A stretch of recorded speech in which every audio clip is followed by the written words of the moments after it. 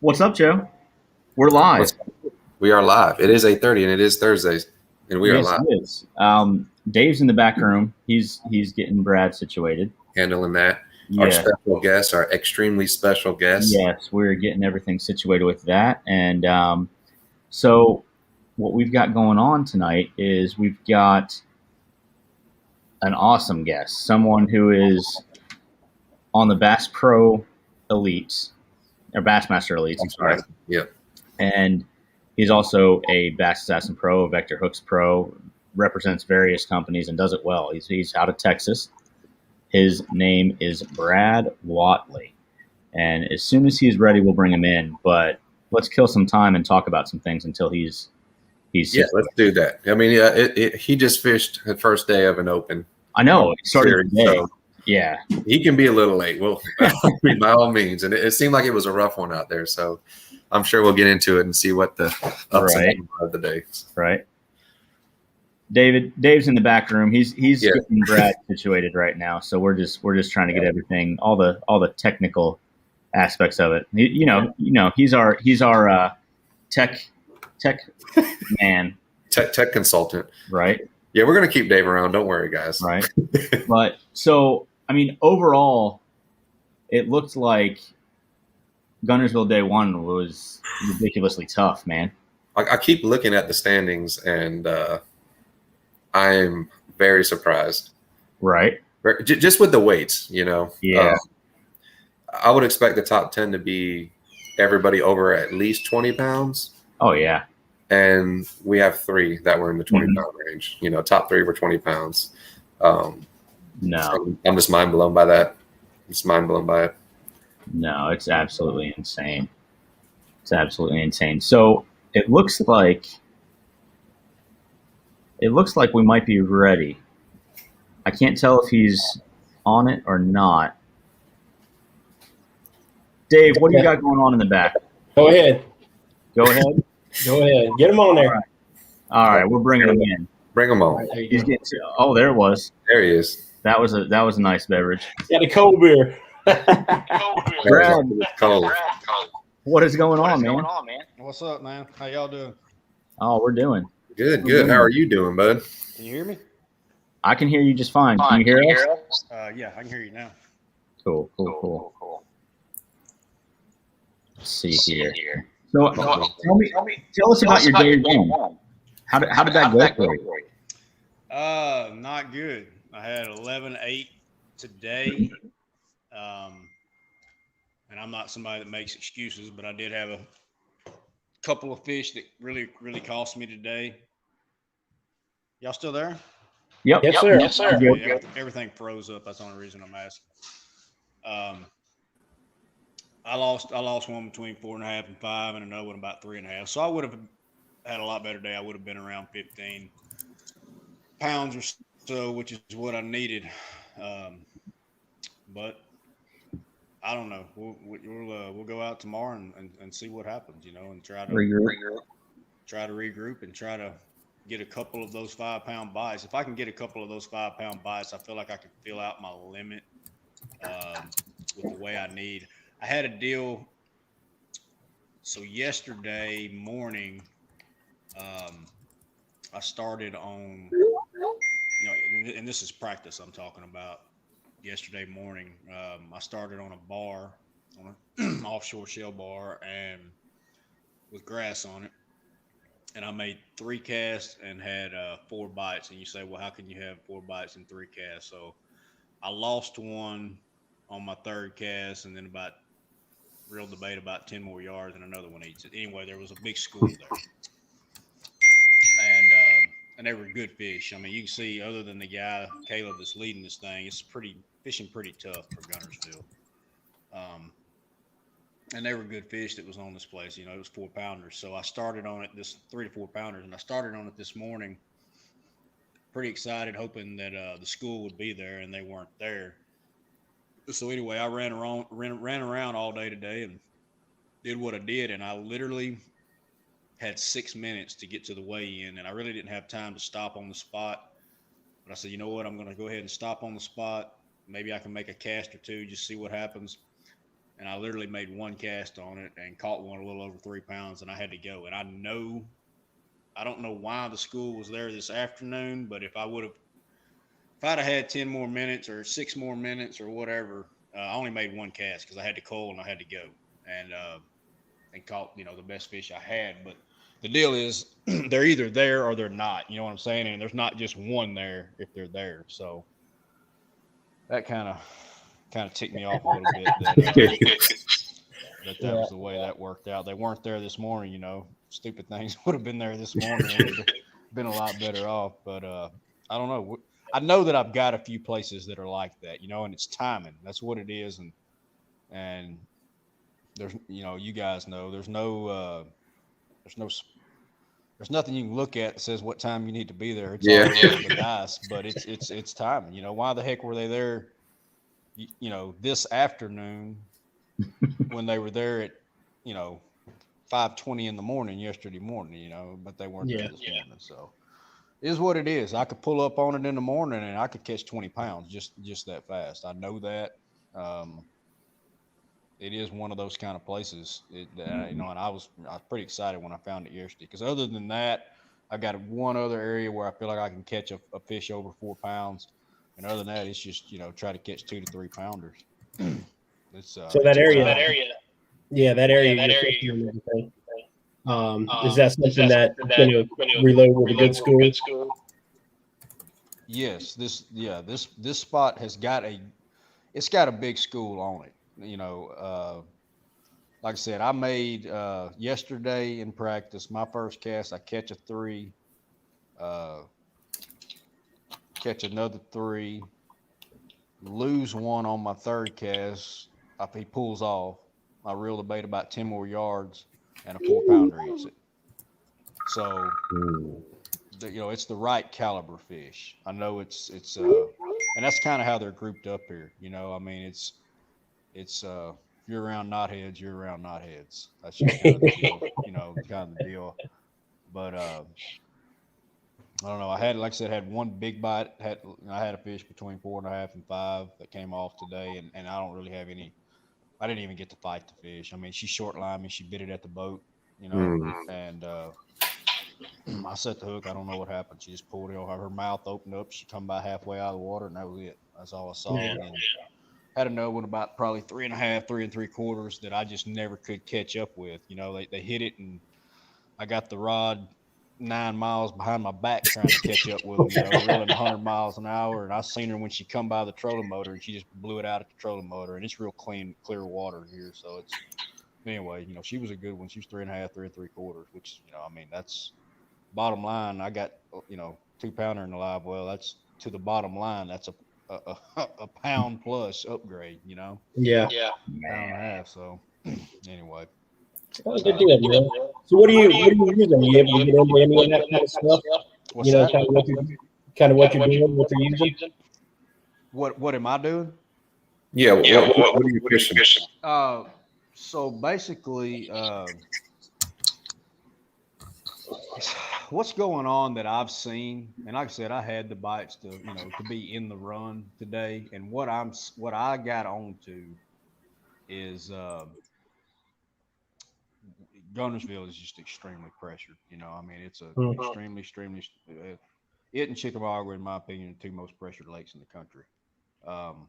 So we had cloud cover all of practice. I mean, it was the most, ideal conditions you could possibly have, except for the yesterday, the last day of practice. After the first couple hours, it cleared up finally and got bluebird, skies. And I've been able to catch them on a chatterbait and just reeling it, and but that keeping it down, like a half ounce, in other words, just like you would throw a chatterbait any other time that you would throw it. And when that sun comes out, they just get too good a look at it. And so the deal that I figured out yesterday is I had to go to a 3/8, and I've literally got my reel is right in front of my nose. I've got my rod as high as I can get it, and I'm burning that 3/8 as fast as I can possibly reel it. Because these fish are coming out of milfoil and eelgrass, and they just, the bottom line is you can reel a chatterbait through there all day long with these sunny skies, and they'll never touch it. You'll never ever get a bite. But if you'll burn it, across the top of it, they, as the old saying goes, they're gonna have to crap or get off the pot. They got to make a decision real quick. So they're gonna shoot out of that hole and they're gonna grab it, or they're not. So that's a deal. That's what I've got going. And I'm gonna probably mix now in the early in the morning. I can catch them on a bar, but I mean I'm just kind of running around. I caught some on a crankbait today. Just burning a crankbait, like a little. It's actually a strike crank. I think it's a Strike King. It's a one. I think a 1.0. Well, actually, it's a 1.5, but it's a shallow runner. It's not a regular 1.5 square bill. It only runs about a foot deep. Yeah, similar to a -1, but just a hair bit deeper. But I, like I said, catching them on that too. But they're just not offshore good. I mean, there's some guys that are catching a few offshore. The only schools that I really know of that are offshore are on the major community holes, and I just hate getting in those dog fights, So, and then, like I said, they're just not out there good. I mean, the bottom line, everybody expected this to be a extremely, looking at the schedule, an extremely good ledge, tournament. Because and in a typical year, it would be, it would be a phenomenal. They've just got out there. Of course, they're dumb, and it's fun. You can burn crankbaits by them and catch them. You ain't got to break the dead gum drop shots out like you do in August and stuff. So anyway, it's fun. But that was kind of what everybody was looking forward to. But we just had a prolonged winter in the South. I mean, that's all it boils down to. I mean, these fish, there's fish on the bed everywhere right now. Yeah. We still have have here. Still have that's insane. But yeah, they're on the bed everywhere. Huh? They're still running in like that here. It's crazy. I mean, I found bass beds 2 weeks ago, that last moon. Right. And outside the beds was the shell cracker and bluegill beds. Yeah. And it was like it was a loaded situation for some fat girls. Right. It was right. Yeah, it's wild. Wild right now. I mean, it's a different year as far as that goes. And like I said, it's like that throughout the South, as far as I know. Everything literally, I would say, is about, legitimately, say, 3 weeks behind. Yeah, that's what it's like for me. Is Central Florida fishing today, so they're still on the heads. Right. It doesn't make any sense. No. Water temperature just won't get. I mean, it's 68 degree to 72 degree water here. I mean, it should be. Weather. Yeah, I mean, it should be literally 82 to 85. It's just it is what it is. But yeah, now in 2 weeks, and so what I'm getting at, really, what's going on right now, which is why Guntersville weights are down, other than the leader who has 27 pounds. They're just not out there, but yet they're not up there. Does that make sense? Oh yeah. They're just kind of in between. They're just not biting. The big one, the females aren't. That's the deal. The female, you just can't catch the females. That's the daggum problem.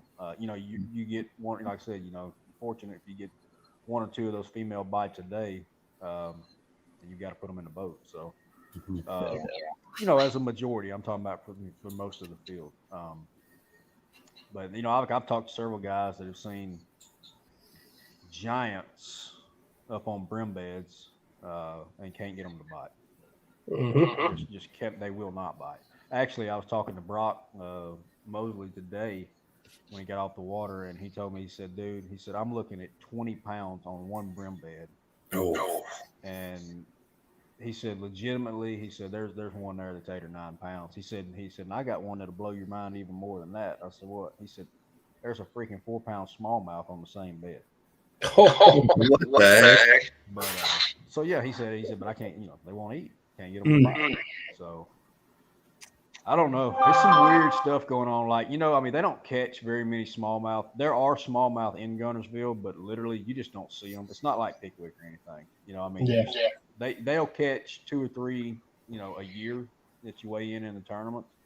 And like my roommate, and generally the smallmouth, where it's you're going to catch them where you should catch them, on the deeper upper end or lower end of the lake, or at the tail race on the other end. But he's deadgum fishing shallow in practice yesterday, and he said he's just throwing a 1.5 square bill, and said he looked down and something flashed on his bait, and he looked, he saw it pretty good, and he said, man, he said that wasn't no deadgum carp. Carp don't chase crankbaits, and he said, Right. He's not gonna believe me talking about me. He said when I tell him that I just had a deadgum 5-pound smallmouth chase my crankbait up, and so he throws back out and catches a 3.5-pound smallmouth. Anyway, my whole point is they don't hardly catch me, and the smallmouth wasn't even anywhere where it should have been. If you're familiar with Guntersville, and in my opinion, it was nowhere that it should have been. And like I was talking to Brock today, he's looking at a 4-pound smallmouth that's up here around Goose Pond. That's Grassville. that fish shouldn't be up here. So anyway, who knows, man? It's some crazy stuff. Yeah, I'm going to be taking a page out of your book this weekend, man. Burning chatty baits and rattle traps and everything at the Cypress. So I've got a tournament up there, man, with 25-mile-an-hour winds. Nowhere to get out of it. So might as well just get out of the grass and just hopefully you come across something. Right. No, I threw a 3/8, a white 3/8 jackhammer today, and then Bassmaster Elite shiner. Yeah. There you go. In a pearl white. It's just simple. Nothing fancy about it. And then tomorrow, so my roommate did catch a 5 today and lost one about 6 or 7. Biggest fish he's seen all week.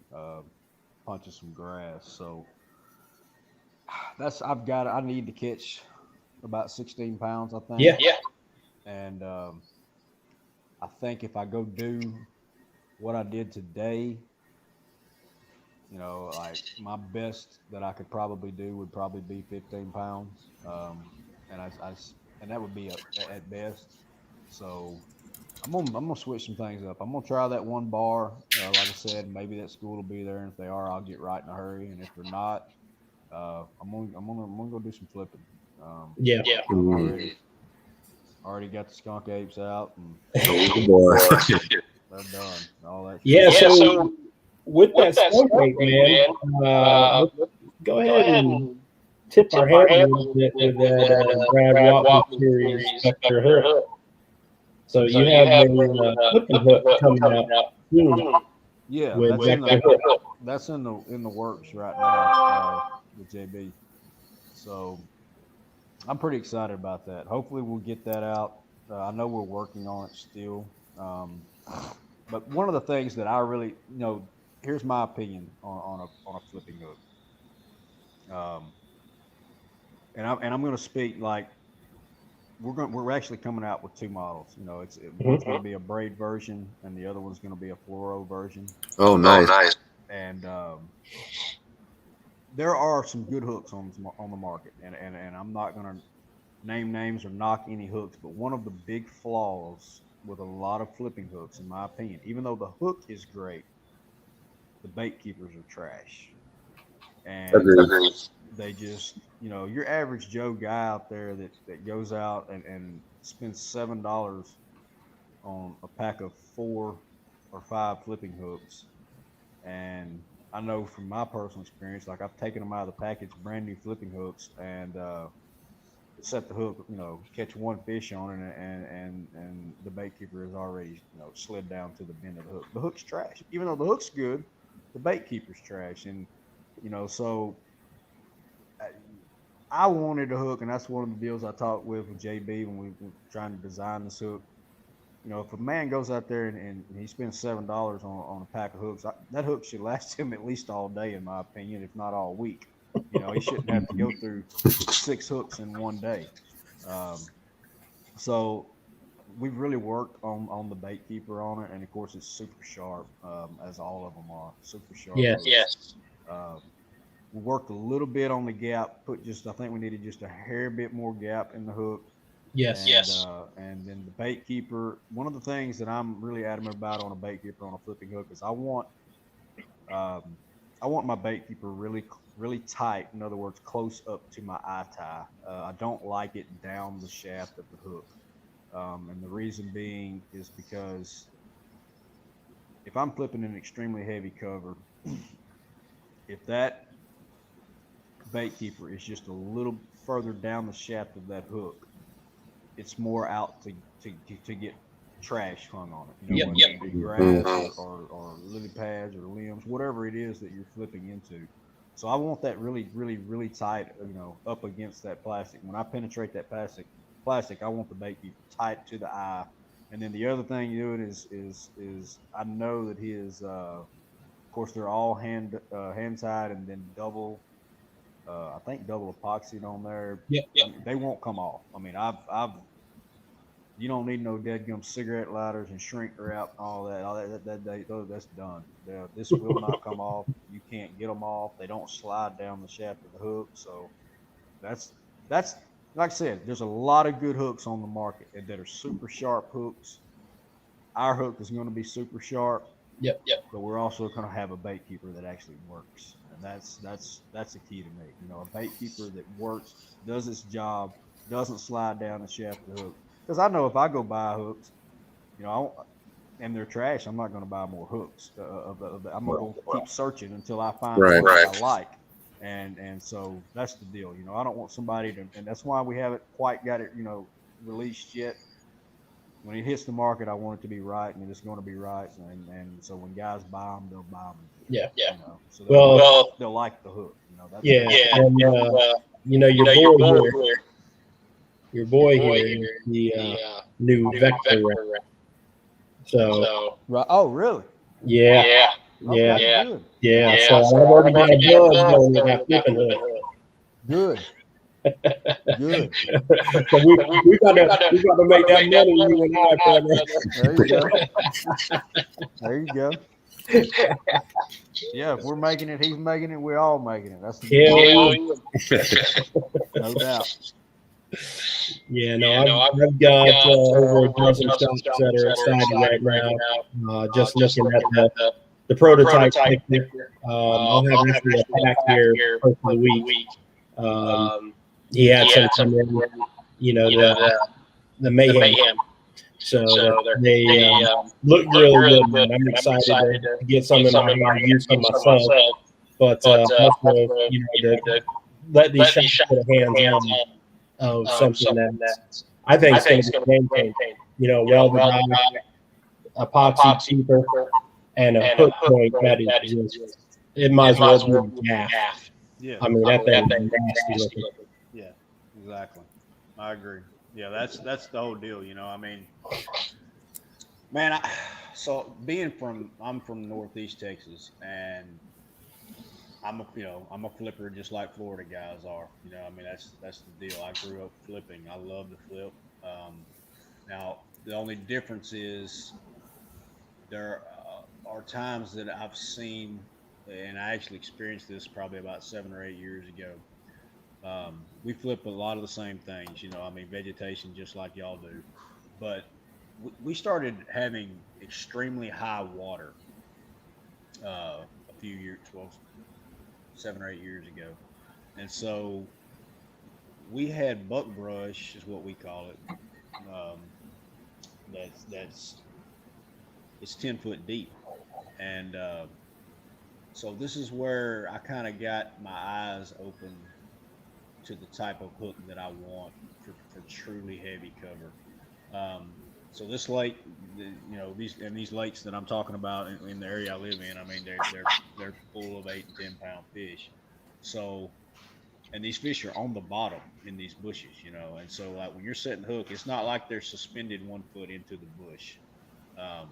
So when you're setting the hook, they're 9 and 10 foot down, and it's like trying to pull a giant family size Folgers coffee can up through a Christmas tree. It don't work. So I literally went through every hook on the market. That's the truth. I went through every hook on the market because I was literally landing about, I don't even know, 2 to 3 out of 10 bites that I would get. And so I finally found a hook that was what I was looking for after I went through every hook, like I said, on the market. And it's basically, and that's, there's only a couple of them out there. Dave, you know the hook, and it's and that's what I want. I want Vector to be that type of hook for that braid hook, and it's going to be that 100%. We need that basically tuna hook. I want no flex in that hook, and so I finally found that tuna hook. Basically, got that hook in my hand. And I started landing 7 out of 10. Now you say 7 out of 10. Why do you land 10 out of 10? You ain't gonna land 10 out of 10 more. I don't care what you got. It ain't gonna happen. But I did more than double my landing percentage. So that's and that opened my eyes. Like I said, I tried them all. I tried every hook out there, and none of them. I just had 0 success. But it's all about a hook that has 0 flex.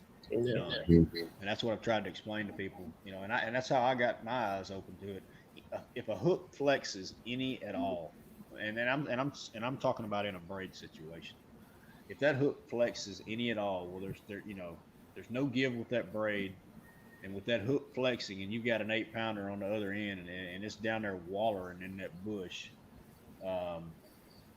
Every time that hook flexes, it's tearing that hole bigger and bigger and bigger, and so. That was the whole deal. And another thing that I do, honestly, I don't throw a big hook. Yeah. I don't. Now, no doubt, relative to whatever the bait is that I have on, I have to throw a hook that's adequate enough for that bait. But I try to throw as small of a hook as I possibly can. Yeah. And I do a lot of 3/0 with braid. 3s, sometimes 4s, very rarely 5s and 6s. I just don't. I do a lot of 3/0. I don't want that giant hook. And of course, we all know with braid too. I mean, you don't set the hook. That's we all know that. Yep. And that makes a good point on that flipping hook that you have. You take a look at that flipping hook, and the way that point is designed, that longer point, and it's flat on that one side. There's a lot less effort to have that hook slide up through to get to that barb, where some of those other hooks are so fat, so thick, so heavy of a gauge that you really got to hit it in order to punch it through. But when you punch it through, you've already blowed a hole in their mouth. Where that Vector hook is looking so much nicer with as long a point and as flat spotted as that point is.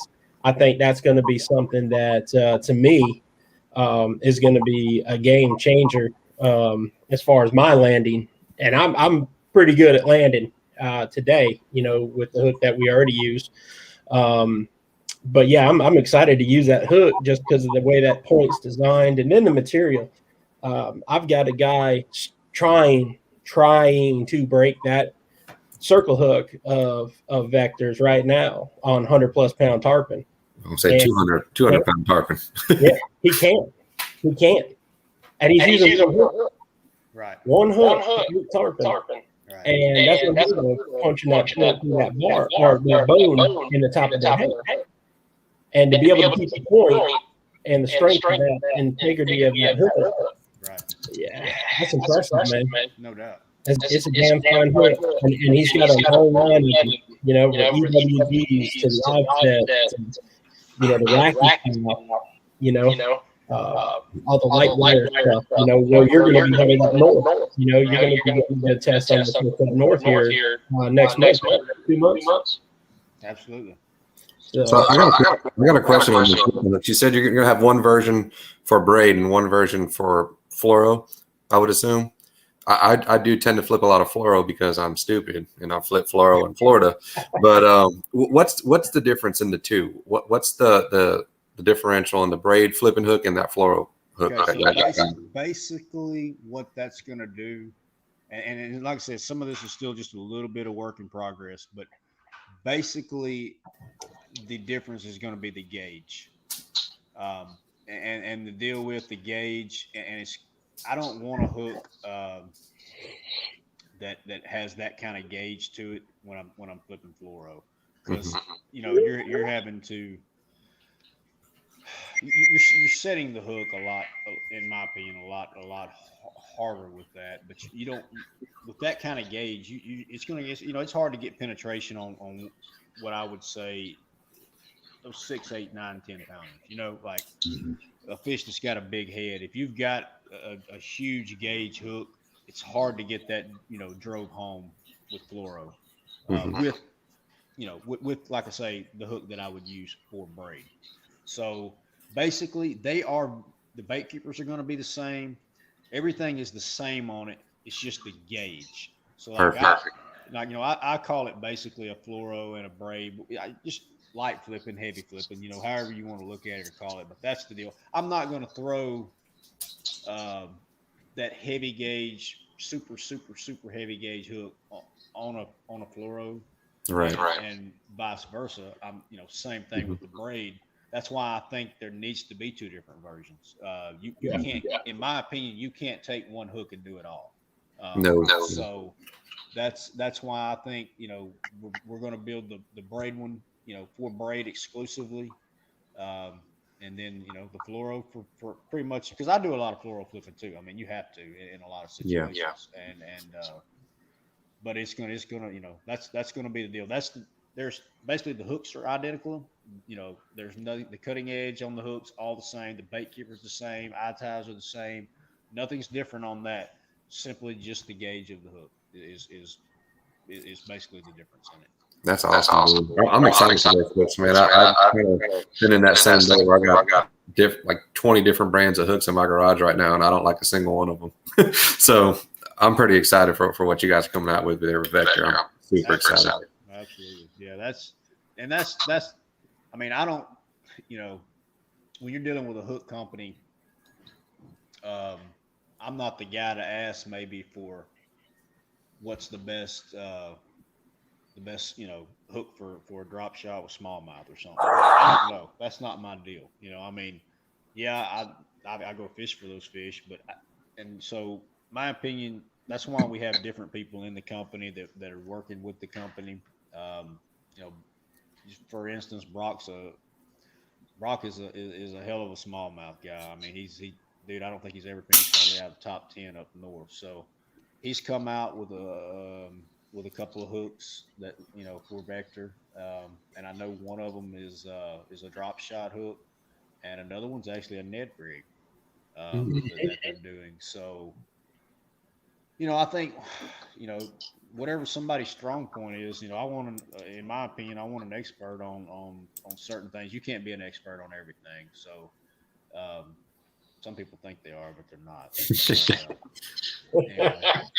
It's, you know, I consider myself good at flipping, and I think I'm, you know, I know what I'm doing when it comes to flipping, and so that was the whole deal. You know, I told, you know, I don't want no part of designing any smallmouth hooks for JB. I'll let other people handle that. But when it comes to the flipping part, that's the part I want. So good.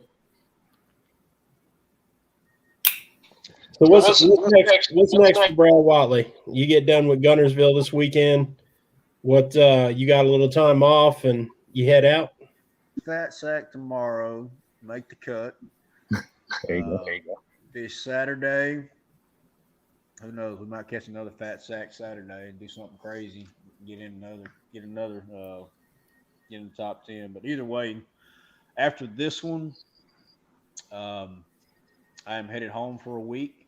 I've got some guide trips I got to do this week coming up, and then we're headed to Fort Worth for the Classic. So, Classic, I believe, is in, I don't even know. I have to look. A couple of weeks. I think practice starts on it in a couple of weeks. So it ought to be getting right down in Texas. Should be getting hot. Need plenty of Gatorade and a few other beverages. Keep you hydrated. So how was setting up for you, Brad? Is it going to set up good for you? The Classic? Yeah. Man, honestly, I don't know. I don't really have any experience on that lake.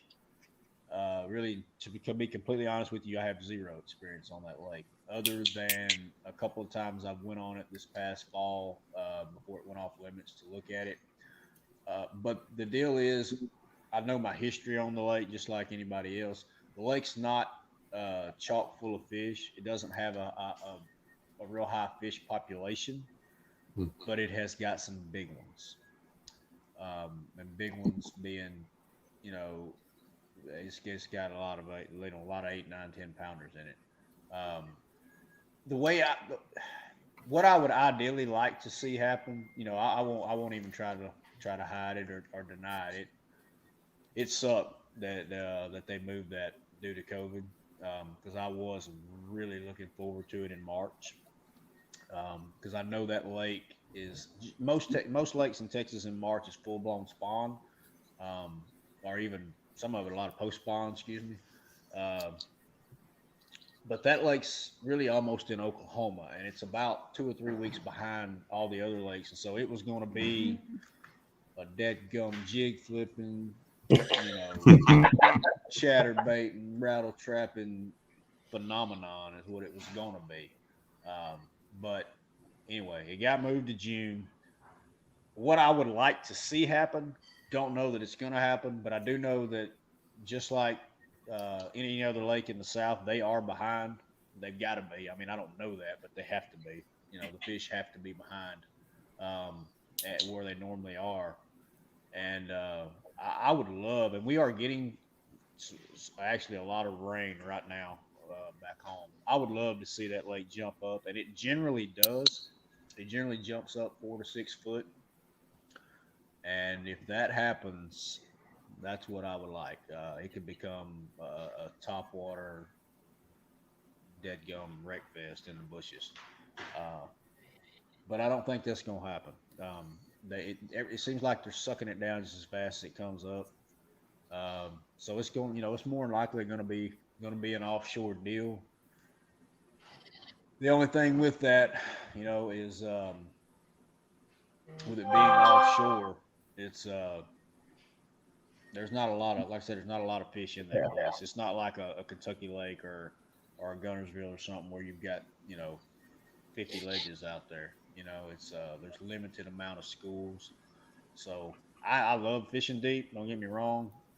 I enjoy. Well, I was looking forward to you, because there's this thing right here. If you look at your phone, there was this little thing right here that I was hoping to see come across that stage in March. What is it? I don't That's see the old water bug. Oh, I got you. Yeah, that was my. I was excited talking to you earlier about that. Yeah, it was. Like I said, dude, I was looking forward to it in March, and I'm still looking forward to it, man. I mean, it's don't get me wrong, it's the Dead Gum Classic, Yeah, it's dirty, man. It's 2.5 hours from my house, 3 hours from my house, so that's pretty much, that's at home for me. Yeah. So, I'm fired up about it. It's the Classic, and here's the thing about the Classic, I have not had a good year this year on the Elite so far. And I don't know what's going on. If I did, I'd fix it. That's fishing. But the one thing with Classic, you don't worry about points. You know what I'm saying? I mean, it's no holds bar. I mean, the gloves are off. You're swinging. Haymakers. And you can't do that in the elites a lot of times. I mean, you've got to, sometimes you've got to do what you got to do. You got to shoot par sometimes, but you don't worry about shooting par in a classic. And that's the one good thing about that tournament, and everybody knows it that makes it. I mean, you ain't going to win it trying to shoot par. So, and nobody ever remembers anybody that finished second place in it. So, I mean, they might remember you the next year, but if 2 years you're done. But they'll always remember who won it. So that's my deal. Anytime you can put yourself in position to make that tournament, I mean, dude, that goes a long ways for your sponsors too. I mean, you're getting a lot of coverage because I mean, I can't be out here without those guys. I mean, those guys are 100% behind me. I mean, and most of them I have personal relationships with, and so anytime I can get them to that stage, to get them the recognition that they deserve, that's that's icing on the cake, and to be able to have it there at the house and know that I can go out and try to knock it out of the park, because that's the one thing about it. I'm not having a great year on the elites, but I can step out there in 2 weeks and hit a home run, and the hell with this year's elites, it don't matter. Yeah, exactly. You know what I'm saying? So it could be that adrenaline rush that you need to finish out that year too.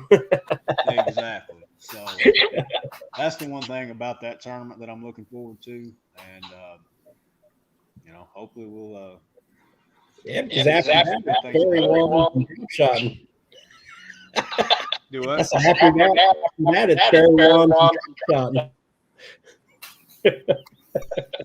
Yeah, we're gonna break out the little fairy wands and see what happens after that. Yes, sir. Yeah, I'm excited to see if that little technique that you just recently picked up that we won't discuss right now, because I think it's going to pay dividends for you up north.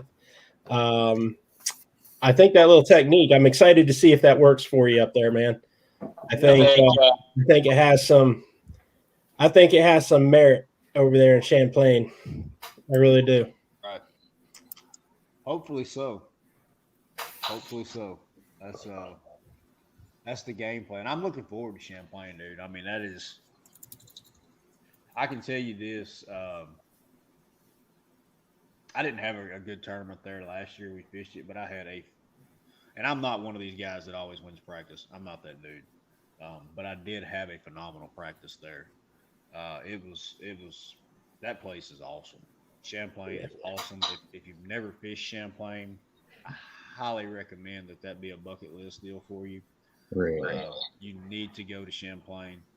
It is you can catch them any way you want to catch them, and of course both species. So I mean, you can punch grass there, you can drop shot there and fit 40 foot, you can throw a spook and catch smallmouth and largemouth. I mean, throw a chatterbait and smack. I don't care. Whatever you want to do, go throw a DT10. I don't care. Carolina Reed, frog. If you can go do it there and win on it. And that's pretty special. Most lakes have got 2 or 3 techniques. If you're not doing them, you ain't fishing to win. But that place, and I don't even have any history. I don't even know much about it other than last year when I was on it, and I did not do good there. But I'm telling you, there's something to that. I mean, it's special. It's just a special place. And I actually, I know in the past people have always said, you really got to target the largemouth there to win. But we got our eyes open last year. And I'll just use Swindle for an example. I mean, he had been off the elites a year or so and came back last year, and hasn't been on Champlain in a few years. And we all weighed in that first day, and he said, "Good God, what happened?" He said, "These smallmouth done grew up. I mean, they done got big, Because I mean, Champlain's always been a place where, where your smallmouth were 3.5 pounders. Don't get me wrong, there was 4 and 4.5s there, but pretty much it was 3.5 pounders. and it just wouldn't cut the, you know, Hmm. wouldn't cut the cake for a tournament. You had to. I'm not saying you couldn't mix one or two of them in, but you had to go for those largemouth that were in that upper 3s to 4 pound range, and or bigger. And but the smallmouth now, dude, like they're dead gum 4.5 pounders. Yeah. You know, I mean, and there are some 5s and 6s there, but like they went from 3.5 to 4.5. So it's pretty fun. I mean, it's you have 4.5 pounders blowing up on spooks. That's and they go 6 foot out of the water when they hit. You know? Oh, It's that's fun, you know. I mean, you can go do that for 2 hours and put that down and go pick you a big stick up and start flipping millful and, you know, put a 5 pound largemouth in the boat. So it's a special place. I'll tell you my two favorite lakes in the last few years that I've been on in this country that I highly recommend everybody go to um, is no doubt is Champlain and Pickwick. Mm. Pickwick is that sucker special. You know, there isn't anywhere else other than Champlain really, but the weights just aren't as big as Champlain as what they can get at Pickwick. But there ain't nowhere that I know of in the country that you can catch a 4 to 5 pound spotted bass, 5 to 6 pound smallmouth, and a 5 to 6 pound largemouth all on the same cast in dirty water, throwing a 3/4 ounce or 1 ounce spinnerbait. You know, I mean, that's phenomenal. You know, I mean, where can you go do that at? You know, I mean, yeah, there are 5 and 6 pound smallmouth throughout the country, but you can't catch them on you know, crankbaits and spinner baits and jigs and hollow belly swim baits and dirty water. I mean, you just don't do that. You know, I mean, you normally have to get your fairy wands out, but like I said, to be able to cast into one spot and pull a 6 pound largemouth and a 5 pound smallmouth and a 4 pound spotted bass, that's and catch a bunch of fish. So anyway, So I've got a question for you. For all the young kids, high school kids trying to get on tour, trying to be the next Brad Whatley, chasing the dream on the Elite Series, what advice do you have for these young men and ladies nowadays that are shooting to get on tour and shooting to be on that elite status, elite level? all right. I'm not always. I'm gonna tell you what it takes, but you know this about me, Dave. I'm not gonna just say what people want to hear. I'm gonna tell you the truth. And the truth is, and this has nothing necessarily to do just with fishing. This has to do with society as a whole nowadays. Everybody's looking for a shortcut on something, and there are no shortcuts. That's uh, the basic deal. And if you're looking to get into this industry, um, first and foremost is go fishing. Please go fishing. Don't pick up the telephone. Don't worry about the internet. Get off of YouTube. Quit doing all that stuff. Go hone your skills. Go, you know, did a podcast a couple years ago, and the guy asked me, "What is there one thing that I could sum up to tell, not necessarily youth? I mean, I got my Marshall today. The guy's 54 years old. He just got into bass fishing 3 years ago. He loves it. You know, he's eat up with it. It doesn't matter what your age is. It's just if you're coming into the sport, the biggest thing is do your deal. You know what I'm saying? I can't be somebody else. And watching YouTube and don't get me wrong, there's nothing wrong with YouTube. It's a great learning aspect. You know, it's something that we didn't have when I was growing up. But go do your deal. What I told that guy in that podcast, the simple words I used was, I said, go fishing when nobody's looking. What I mean by that is, don't walk down to the pond and hold this phone up like this and do a selfie and put it on Instagram just so that the whole world can see that you went fishing, but you wasn't really fishing. You just walked down there to make one cast and do an Instagram post. You didn't really go fishing. Go fishing. Love it. You better love it. You know what I'm saying? I mean, you better love it. Because when things aren't going right, you no matter whether it's not going right in the tournament or things, traveling, whatever the case may be, things aren't going right. I mean, that love for fishing better run deep in you, because if not, you're gonna walk away from it. Yeah. And the deal is, you gotta love this sport, and I do. I love it. Anybody that's doing it at this level, they love it. But the deal is, dude, I fished. As the old saying, I was fishing when fishing wasn't cool. I fished all the time. That was the whole deal, and that's the deal. I really believe that. I'm old school. Go freaking fishing. Go learn.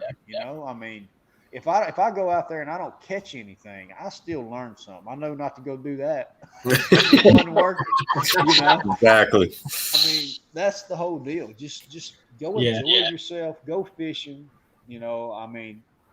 Quit calling Bob down the street and Joe on the other street and seeing how they caught them, and try to have you 13 holes lined up before you ever get to the lake, because you ain't learning nothing by doing that. Yeah. Agreed. So go out there, and this is not just for the youth. This is for anybody getting into the sport. Go out there and have fun, but do it your way. Yeah. Go learn and do it your way. Do whatever's natural. I tell guys all the time, you can't do everything. Like there's a new technique coming out every week in fishing, and they're cutting edge, no doubt. It's something that works this week, and there's probably, I don't even know, 200, 300 different things you can do, but you can't do but one thing at a time, because you can only hold one rod at a time. Go pick you up a jig and build your confidence in that jig. Go.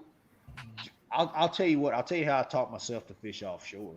Just to use this as an example, I put 2 rods in my boat, and one was a Carolina rig and one was a football jig.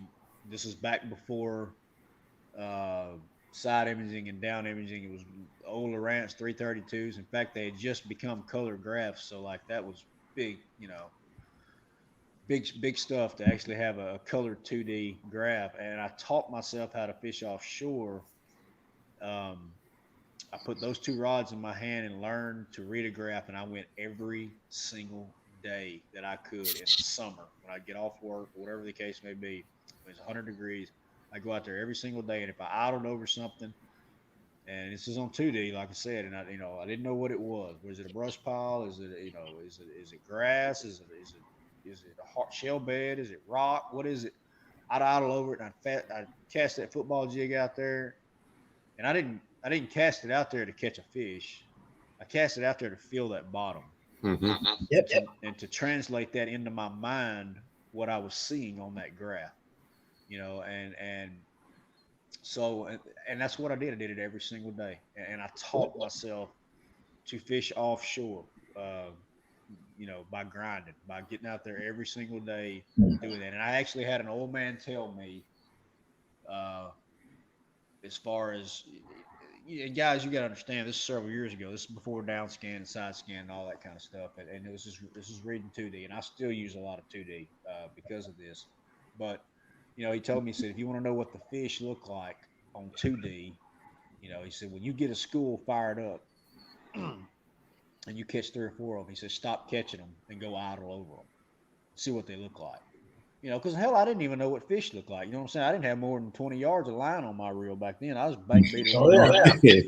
So I needed to learn that. And that's how I taught myself that, but it's no different with any other lure that you take out there. Take you a technique and make it your own. Learn it, get good with that technique. When you get good with it, you get confidence with it. You see where it works, where it doesn't work, then move on to the next one. But don't try to tackle it all at once. Don't get out there and take 20 baits and say, I'm going to throw all 20 of these today. You ain't going to learn nothing doing that. Yeah. You got to crawl before you can walk. And that's the deal. Tackle it, pick you a technique and go do it. And get confidence in it. That's the number one thing. So that would be my deal to anybody trying to get into the sport. Guys, go fishing when nobody's looking. Love it. You got to want it. You're going to have to want it. You're going to have to love it. And like I said, just do it your way. Don't try to copy somebody. I can't be whoever. I got to be me. I got to be Brad Whatley. So that's the whole deal is don't, be you. Don't be fake. You got enough of that in the whole world. Be who you are, and just do things the right way. There's a right and a wrong way to do things. And if there's anything ever known about me in this industry, I don't care what people ever say about me. I just want them to always know they've always been able to say that he did things the right way. That's the main thing. On and off the water. So, it's on your sleeve. It's on your sleeve. You wear your feelings, your emotions, your straight shot. If you don't like it, sorry. I agree. Guys, I hate to try to get off here and run. You're gone, brother. I gotta get a shower and I gotta lay this head down.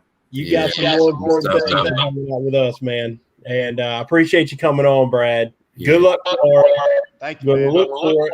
We're waiting for that fat sack in the next 2 days. Just go ahead and crack that top 10, get some valuable points. Yeah. Get a little mojo going into that classic. No doubt. Hopefully we get in that cut tomorrow, and then we'll see what happens that third day. Hell yeah. Yeah, you got it, man. Go get it, man. Whatever happens. But I appreciate it, guys. Thank y'all. Hey, thank you, Brad. Good luck, Brad. Appreciate you, bud. Thank you. Cool deal. No, some of the most realist advice ever. Just go freaking fishing. Yeah, it's a simple 100%. Fish a lot. Like he said, he pretty much hit the nail on the head. Fish when no one's looking. And I do that because I don't want anyone to see me suck. Yeah, I mean, you should fish alone. Always. I do. I fish alone a lot. No, and the thing with Brad, I've gotten to be good friends with Brad over the year, and this last year, and I've enjoyed conversations with him. Any questions I've asked, he's always been honest, upfront, lures, baits, techniques, running stuff by him. He come to Florida. We started talking about some techniques and stuff like that we do down here, just simple questions and stuff. And, the guy flat can fish, man. And he's a great human being, does a lot for the children, his community. Love calling him a teammate with the Bass Assassin brand. He's sponsored by them. Just picked that sponsor up this year for 2021. And, that's going to be a great asset for the company. And, I wish him the best of luck. I can't wait to see him go ahead and hit a fat sack tomorrow, and the next day go ahead and crack that top 10, hopefully. And, get a little momentum going to that classic, man. I was looking forward to that classic because I've got a jig that he has that was supposed to make an appearance play on that body of water. Yeah. I was like, oh. Man, hey, if he can dial in that timing right on that bar. Yeah, it's interesting, man. It's that's offshore fishing. That's always a timing, dude. Timing. Always a timing. I've got this image of his flipping hook. Yeah. And I want to put that up here because I feel like it's definitely important to look at. But look at this thing. Yeah. I can't wait. Dave, break this down for us. So what you have there with that flipping hook, there you go. Zoom in a little bit. So you can see that the epoxy, it's hand-tied bait keeper right there holding that worm on. It's hand-tied, and then they dip it with the epoxy to seal it to where it isn't going anywhere. The eye of the hook itself, which you can't really see because of the worms covering it, but the eye is a welded shut, solid eye. So there is no room for slip for the line to slip through. You're not to slip through on that. And the hook itself, you can see that wide gap there. But the hook itself has an awesome point on that hook. I've actually seen it a little bit better, obviously, than stuck into a worm. Right. And I'll have it in my hands next week. So it's a sick hook, and he knows his stuff, man. He's a flipper. He's a Texas big fish fisherman. You know, that's what they do there, man. He gets up in that buck brush and hydrilla, flips, punches, big jigs, things like that. I mean, that's his wheelhouse is jig fishing, swim jig, football jig, flipping jig. Right. You know, he knows his stuff up there, and he knows what he likes, man. And I'll tell you, his design on that hook is, there isn't anything that you could possibly put on a flipping hook that isn't done already with his design. So yeah, it'll take the market. It's a solid hook. Vector Hooks is a very strong hook and a very sharp hook. So, people that decide to dial it in, I was putting treble hooks on my trap tonight for tomorrow. So you got to experience it. Yeah, I have a few Band-Aids on right now. Yes. Oh my goodness. Yeah, no, it went straight in there. It sucked. Yeah. No, they're pretty sharp hook. It's a strong hook too, so that's going to make the difference. It's not going to move, like he was saying. It's not going to flex. So when that hook slides through, and you don't need that big stand on your tiptoes hammer and hook set anymore. You can step back into them and button them up, and with a good barb on there, you'd be getting a lot more fish into the well. I like how that bait keeper lays right on that worm. Yeah, it's one of my biggest annoyances. So to come out to punch in some hydrilla or some grass and come out clean every time is key. It's very streamlined. It's a very streamlined bait keeper, like he was saying. So punching through, that keeper isn't going to catch onto the cover, and it's up your keep it from going through or going, sliding into the cover and things like that. So that's it's a well thought out design. He definitely knows what he's doing. Obviously, he's on the Elite series. But no, he's a superhuman being. We'll get him back on again, and when there's a little bit better feedback. And no, sorry guys, I don't know what that was. Yeah, it was a weird situation. It was definitely a feedback. It was coming in through his phone and coming out through his speaker at the same time. That's what it was. Had to be. Yeah. So. But thanks for sticking through, guys, and we will see you guys next Tuesday. Yes, and who do we have for next Tuesday? Got the schedule there, bud? I'm working on it. So I can pull it up here in a few clicks. Here we go. Hold on. Probably beat me, though. Well, I would beat you, but you should.